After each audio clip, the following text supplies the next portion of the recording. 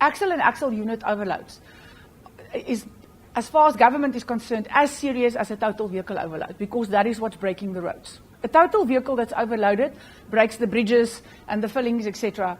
It's the axles that break the road.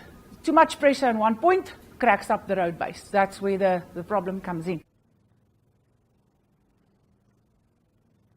Most of the complaints that the drivers have next to the road is, I had no idea what was on my vehicle, so now you're charging me for overloading, but I don't know how to know whether the vehicle is overloaded. So before you load a vehicle, as the consignor, you have certain duties. The consignor or a consignee shall not offer or accept goods in a vehicle that's overloaded. The consignor has to require from the operator of a vehicle a written instruction as to how to load his vehicle.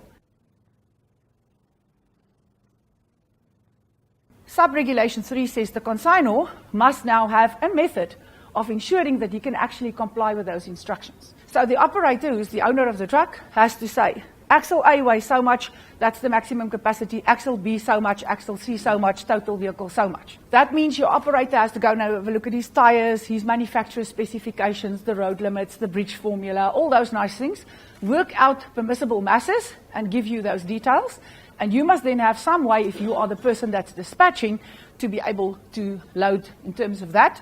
Furthermore, it says the consignor must keep record of all of this. So theoretically, a traffic officer can walk into any consignor's premises, ask him for every vehicle that went out there, what's the axle masses of all the various axles.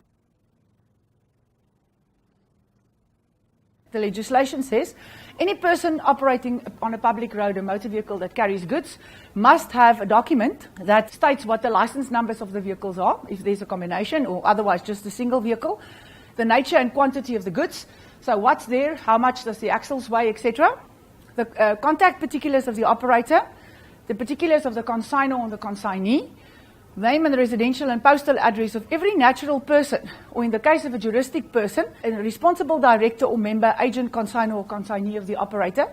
And the document must say what the agreement between the two parties is, who's responsible for what.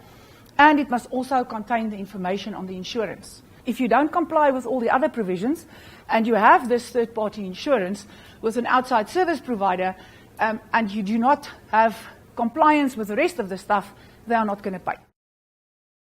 Standard Bank. Moving forward.